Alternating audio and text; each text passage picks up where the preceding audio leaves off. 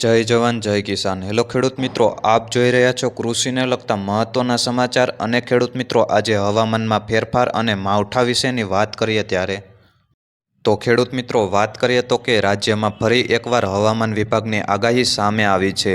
ગઈકાલે અને આજે રાજ્યમાં અનેક વિસ્તારોમાં કમોસમી વરસાદ બાદ શિયાળુ પાકને લઈ જગતનો તાત ચિંતામાં મુકાયો છે। ત્યારે હવે ફરીથી હવામાન વિભાગે રાજ્યના 11 જિલ્લાઓમાં વરસાદની આગાહી કરી છે। આવતીકાલથી વાતાવરણ સૂકું રહેશે તો આગામી 4 દિવસ તાપમાનમાં 2 ડિગ્રી વધારો થશે। આ સાથે તાપમાન વધતા ઠંડીમાં સામાન્ય રાહત મળશે। રાજ્યમાં છેલ્લા 24 કલાકમાં કચ્છ, ભાવનગર, આણંદ, વડોદરા, નર્મદા, ભરૂચ, પંચમહાલ, દાહોદ, છોટાઉદેપુર અને ડાંગમાં વરસાદ જોવા મળ્યો હતો।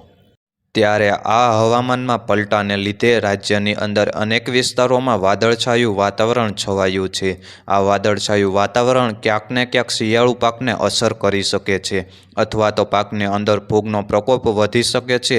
જ્યારે જીરુના પાકની અંદર સુકારા જેવો રોગ જોવા પણ મળી રહ્યો છે। આ વાદળછાયા વાતાવરણને લીધે કાળી ચરમીનો ઉદ્ભવ પણ થઈ શકે છે। ત્યારે માવઠું જે વિસ્તારમાં થયું હશે ત્યાં તો નુકસાન હશે, પરંતુ જે વિસ્તારમાં માવઠું થયું નથી ત્યાં પણ એકદમ ઘાટા વાદળો છવાઈ ગયા છે, જેના લીધે શિયાળુ પાકમાં નુકસાની આવી શકે છે। સૌરાષ્ટ્ર, ઉત્તર ગુજરાત, મધ્ય ગુજરાત અને દક્ષિણ ગુજરાતમાં વધારે પડતા ઘાટા વાદળો છવાયેલા છે। 11 તારીખ પછી હવામાન ખુલ્લું જોવા મળશે। સાથે જ પવનમાં પણ ઘણી બધી અસ્થિરતા આવેલી છે।